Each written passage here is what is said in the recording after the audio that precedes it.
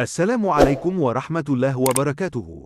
أهلا بكم في هذا الفيديو الجديد الذي سيصف مسار المنتخب المغربي لكرة القدم في أول مشاركة له في المونديال. سوف نكتشف المغامرات والمباريات التي تم لعبها والخصوم الأقوياء الذين واجهتهم. بداية، يجب التأكيد على أهمية وتاريخ مشاركة المغرب لأول مرة في كأس العالم لكرة القدم. فقد كانت هذه المشاركة تمثل لحظة تاريخية وفارقة في تطور كرة القدم المغربية وتأثيرها الكبير على الرياضة والمجتمع في المملكة. يا عام 1970 شهدت المشهد الرياضي المغربي أحداثاً ملحمية، حيث تأهل المنتخب المغربي لكأس العالم لأول مرة في تاريخه. كان ذلك إنجازاً كبيراً للفريق وللرياضة المغربية بشكل عام. بدأت القصة في التصفيات المؤهلة لكأس العالم 1970 في المكسيك. تأتي هذه المرحلة بتحدياتها وصعوباتها، حيث واجه المنتخب المغربي منتخبات قوية ومخضرمة في عالم كرة القدم. ومع ذلك، تمكن المغرب من تجاوز هذه الصعوبات والفوز بمجموعة من المباريات المهمة.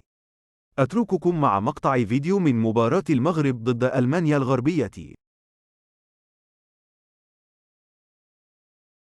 1966 finalists Germany against no chance Morocco. At least that's what the form book says. The Moroccans, fit and confident with no expectation of glory, are determined not to miss chances.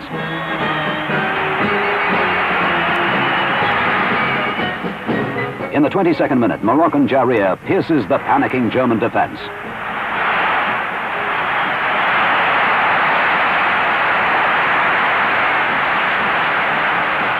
Morocco are ahead. The crowd buzzes. They remember giant killers North Korea in 1966. The German counterattack is furious.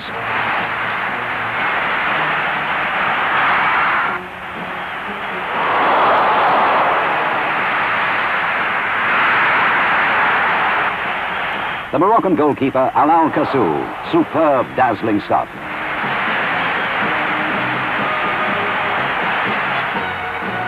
But Uwe Seeler can also dazzle. 56 minutes gone. Uwe Seeler, unmistakable. Germany level at 1-1. 78th minute of play and a rebound. Muller is there. Germany 2, Morocco 1. The Moroccans have tasted glory. It remains to be seen what they do.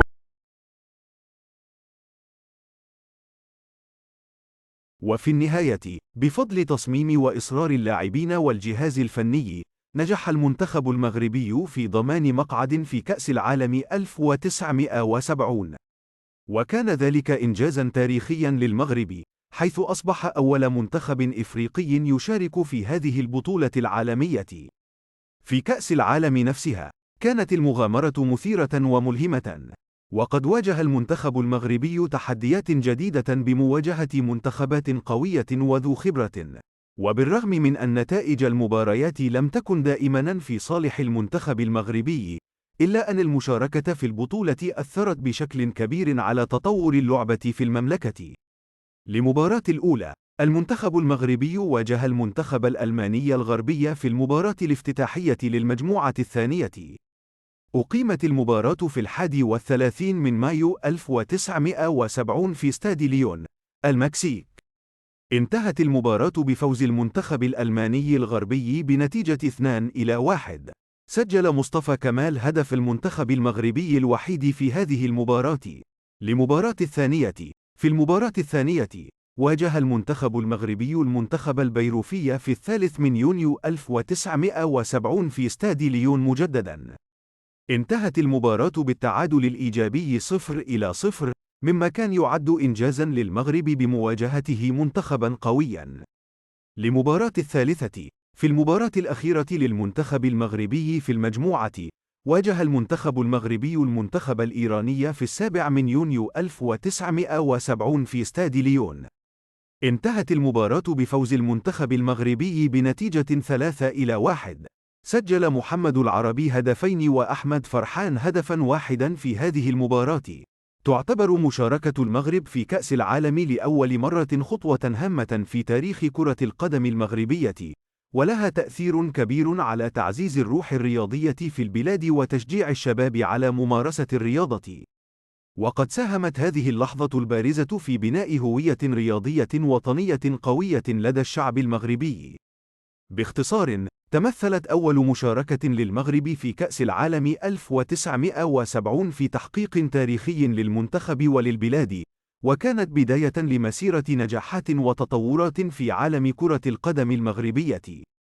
بالرغم من أن المنتخب المغربي لم يتأهل للدور الثاني من البطولة بعد هذه النتائج، إلا أن المشاركة في كأس العالم 1970 تمثلت في بداية مهمة للكرة المغربية وأثرت إيجابياً على تطورها في السنوات اللاحقة.